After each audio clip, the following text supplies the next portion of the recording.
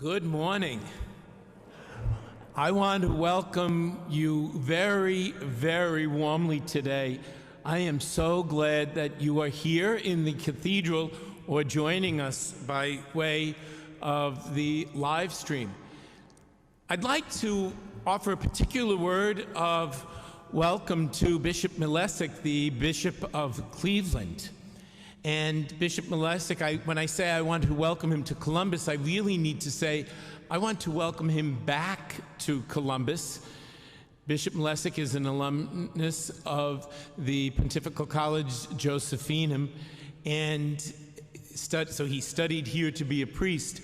He was a priest of Harrisburg, then named Bishop of Greensburg in Pennsylvania, and now, like me, he was fortunate enough to land in Ohio. You're very, very welcome.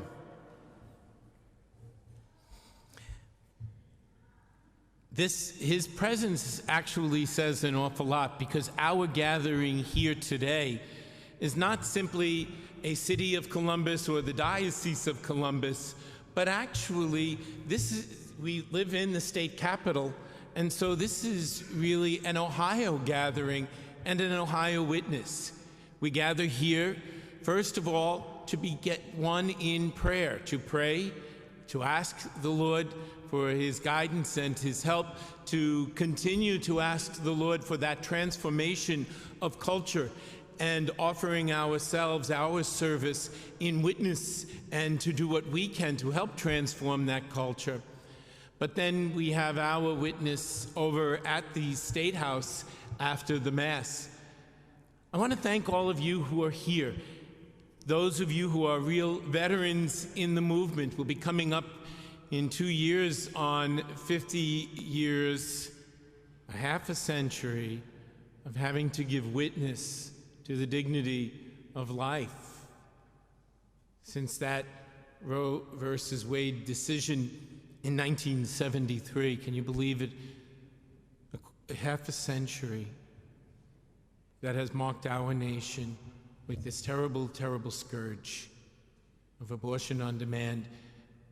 And really, what started off as being called a choice and very limited, going now, in our day and age, to very, very extreme measures. Pope St. Paul VI was right in 1968 when he spoke about how sometimes some of the beginnings of these movements will cause a bit of a slide, and we just slip further and further down the hill with regard to respect for human life. I want to welcome all of the families who are here. We have families representing our different Catholic schools, and I'm so happy that you can be here today.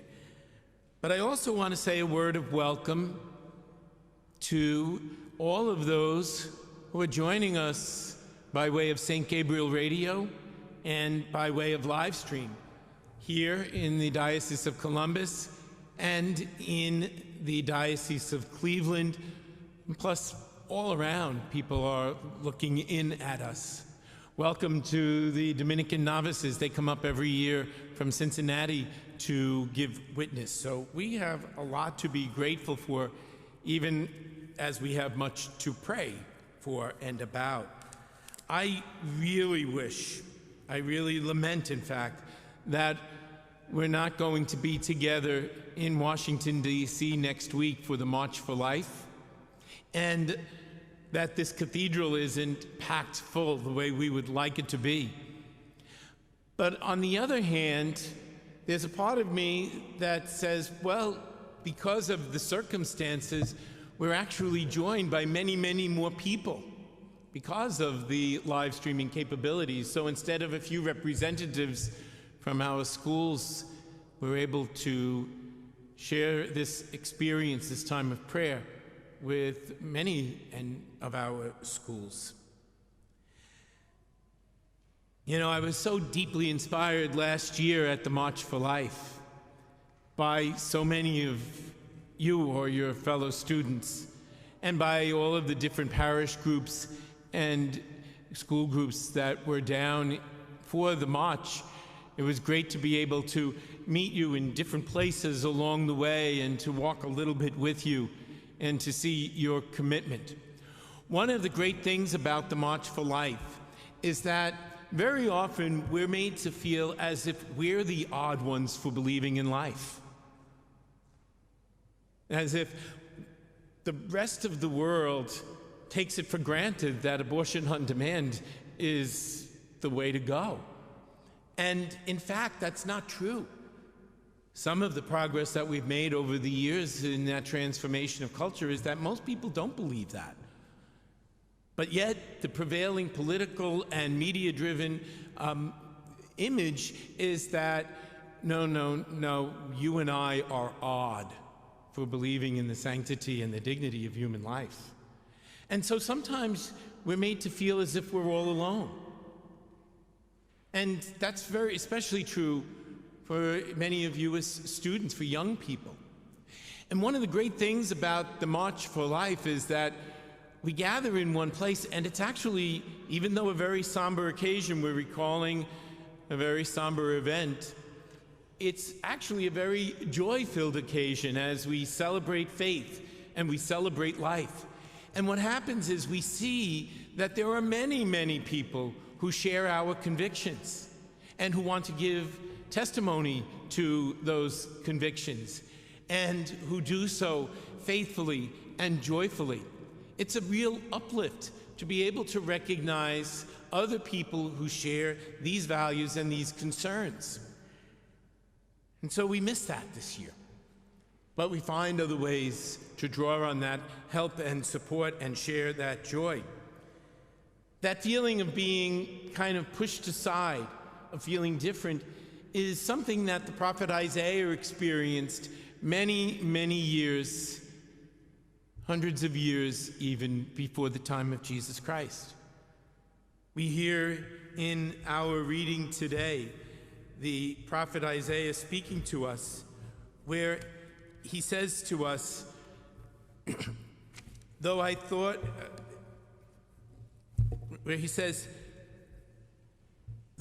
I had toiled in vain and for nothing uselessly spent my strength. Speaking out, trying to proclaim God's message in a time of difficulty in the life of the nation of Israel, he felt that he was out there alone, not able to get through. He felt as if his word wasn't making a difference. He says, yes, though I thought I had toiled in vain and for nothing uselessly spent my strength, yet my reward is with the Lord and my recompense is with God.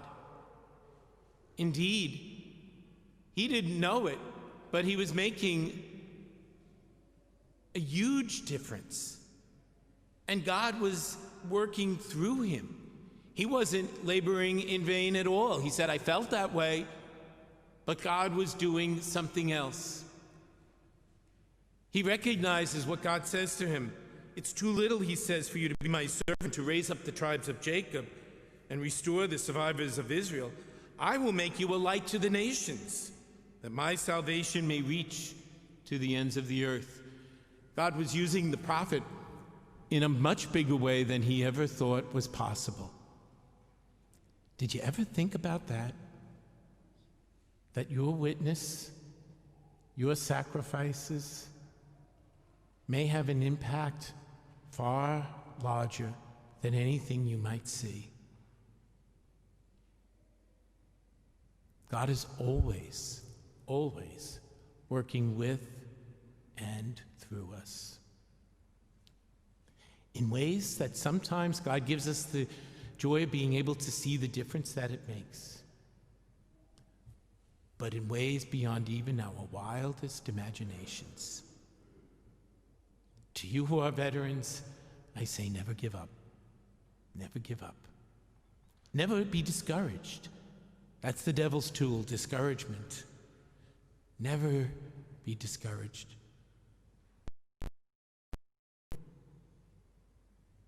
and be energetic and bear witness to that good news of the gift of human life that God gives to each and every one of us. To you who are a new generation coming along, don't feel alone.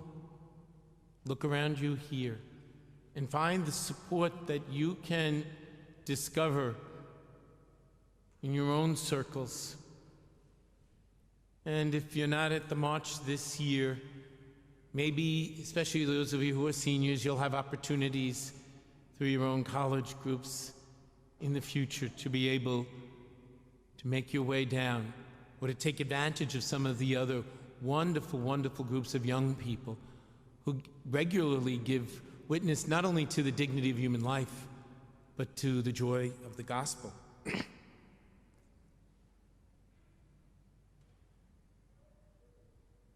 see, our work is really about transforming a culture.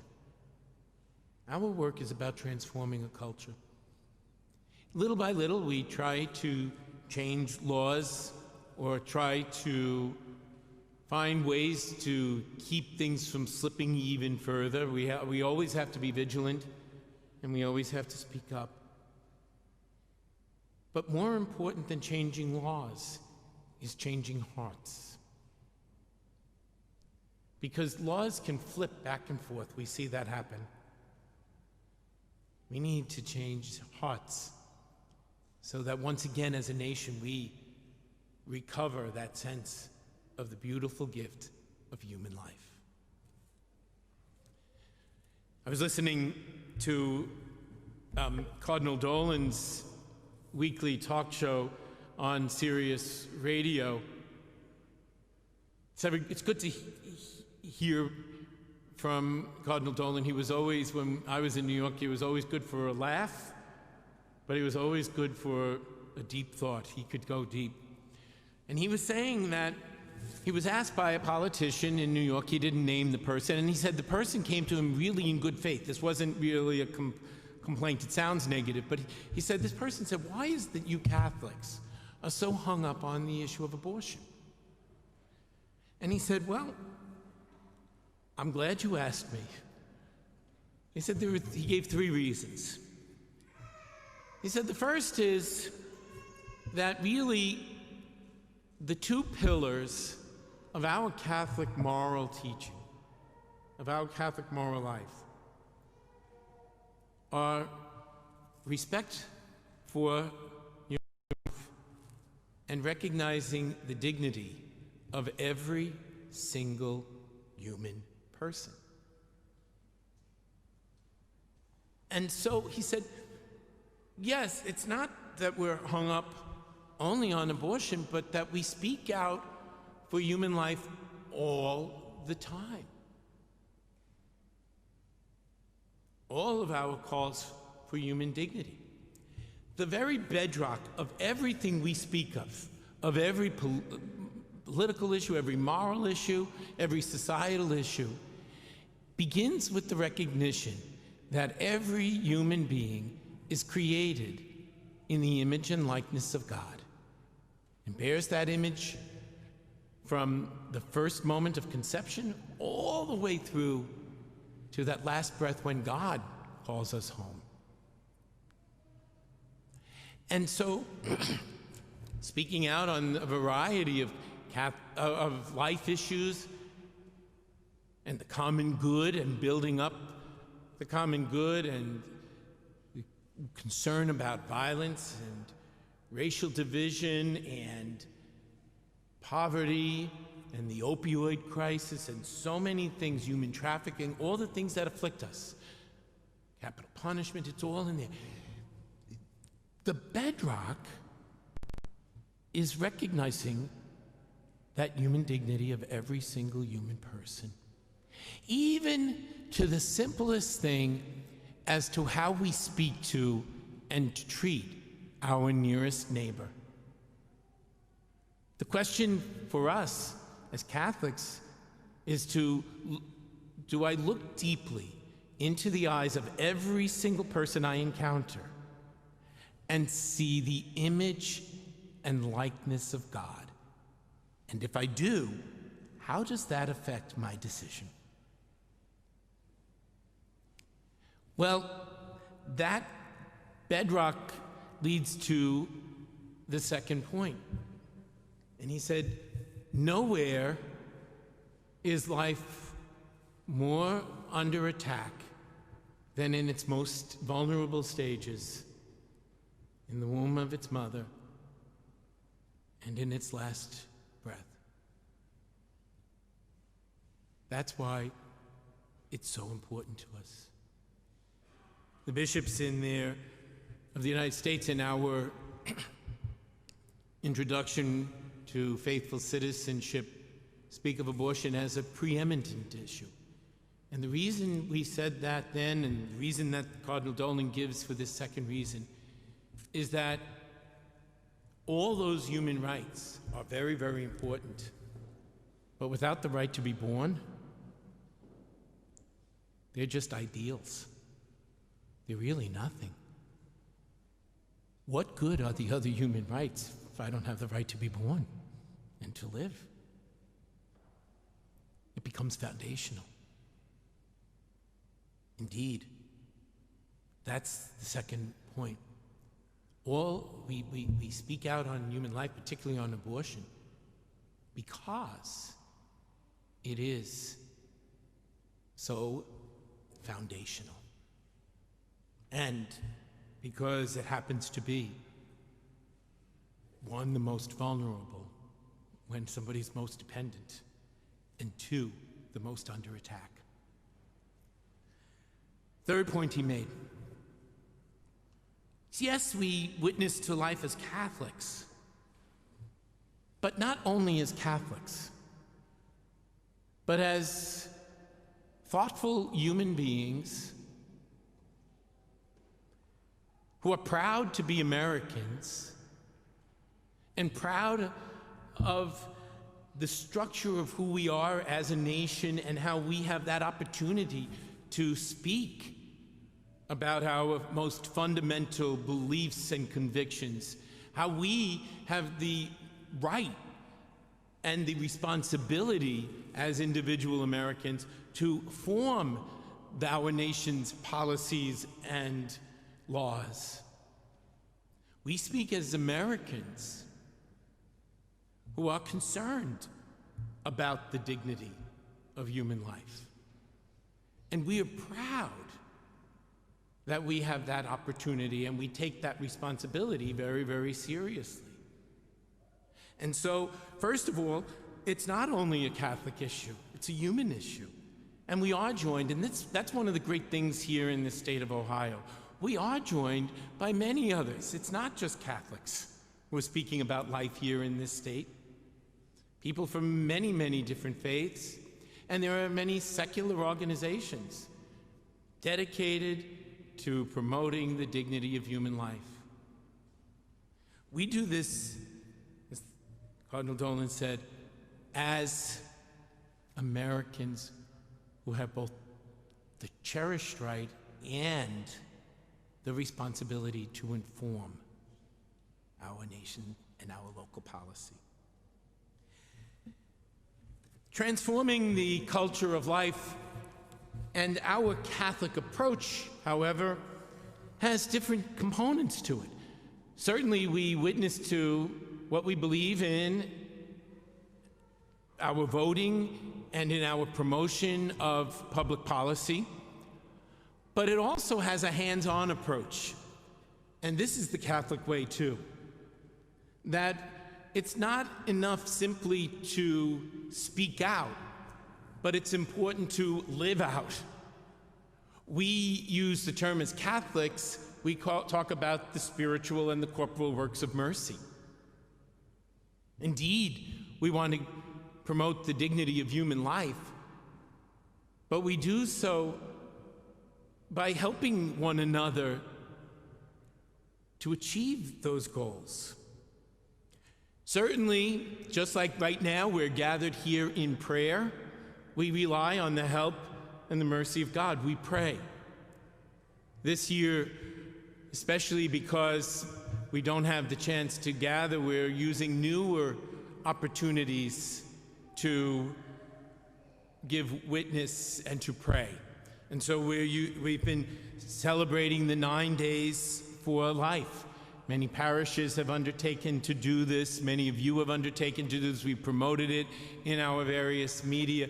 The Catholic Times here in Columbus had a full spread of all these different opportunities. St. Gabriel Radio is playing the novena throughout the day. All these opportunities for us to pray. Man, oh man, I wish we were together praying, but nothing can keep us apart, right? Not even coronavirus. We're going to find a way to be together to pray. As I was talking about our walking, our accompaniment, Pope Francis talks about the virtue of accompaniment. We cannot speak empty words, but we need, always and everywhere, to walk with one another, especially to those who are suffering. To those who need to make the choice so that we can help people in crisis to make that choice for life. Walking with Moms in Need is one of those great examples of how we try to accomplish that accompaniment joyfully, with encouragement and building one another up.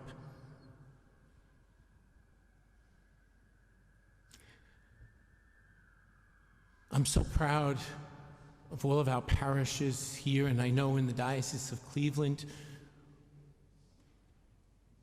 who give witness by their service to those who are in need. It's all the pregnancy help centers, all of the support centers. There are so many of them all around our state. We find ways to help one another, and not only to the moment of birth, but to help each other to live as good, healthy families, filled with the love of God and the love of each other.